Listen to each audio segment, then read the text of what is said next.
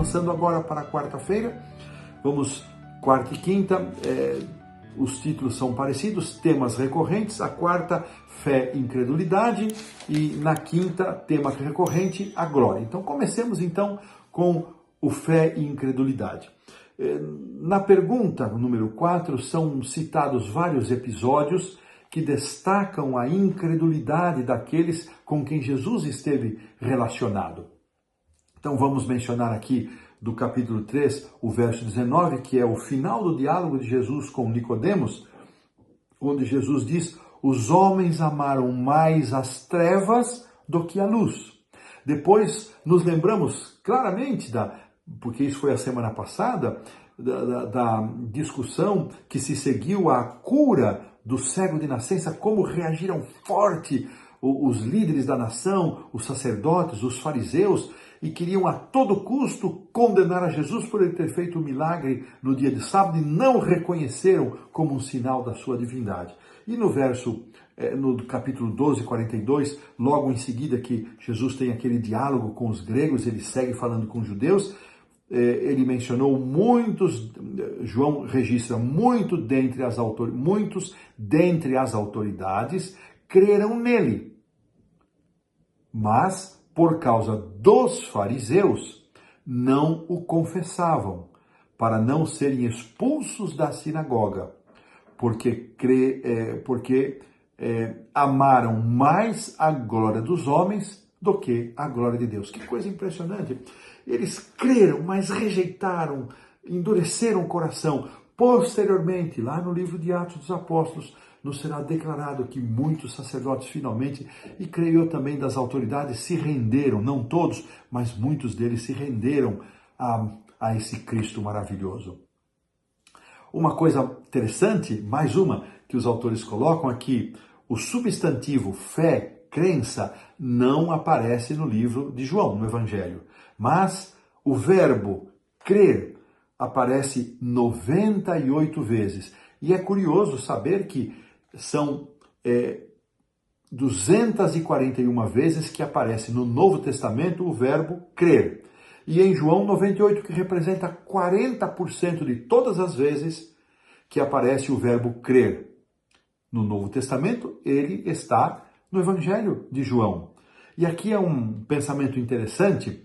O fato de que o Evangelho de João usa apenas o verbo ao invés do substantivo, para falar da expressão da fé, indica que esta relação de crença é ativa. Ela expressa uma maneira de viver, não é uma teoria, não é apenas uma coisa cognitiva, intelectual, mas ela expressa uma forma de viver, um estilo de vida, um conjunto de crenças.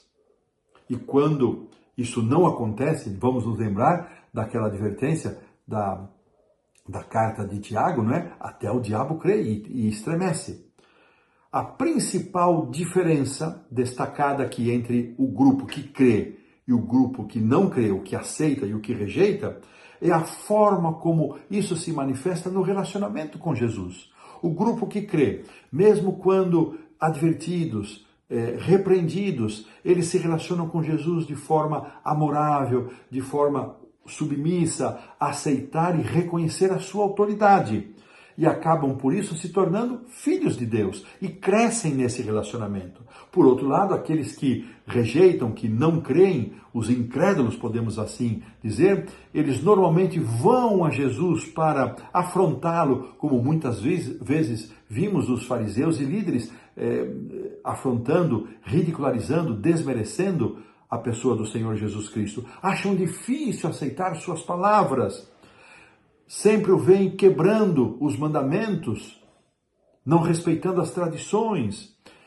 E com isso, suas expectativas humanas ficam frustradas, quebradas. Eles o julgam, em vez de permitir que a luz da pessoa do Senhor Jesus, a luz que emana de Jesus, pudesse iluminar a vida deles. Em que grupo você e eu estamos?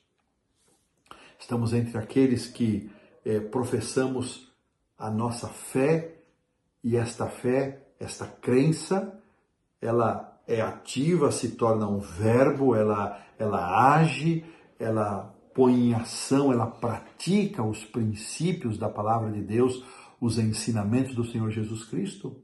Ou nossa fé é apenas uma teoria, é apenas uma profissão verbal? Por outro lado, o outro grupo são aqueles que rejeitam. Eu tenho certeza que você que está conosco aqui nos canais da Sá Feliz, você está no primeiro grupo. Por isso fica para nós o desafio, como a nossa fé se expressa. É apenas um assentimento intelectual? Ou esta crença, esta fé, ela se verbaliza e ela muda o nosso jeito de viver, o nosso estilo de vida e vive de acordo com as orientações e os princípios do Senhor? Eu espero realmente que você e eu estejamos neste grupo que vive integralmente a sua fé. Desta maneira, pomos um ponto final na lição da quarta-feira.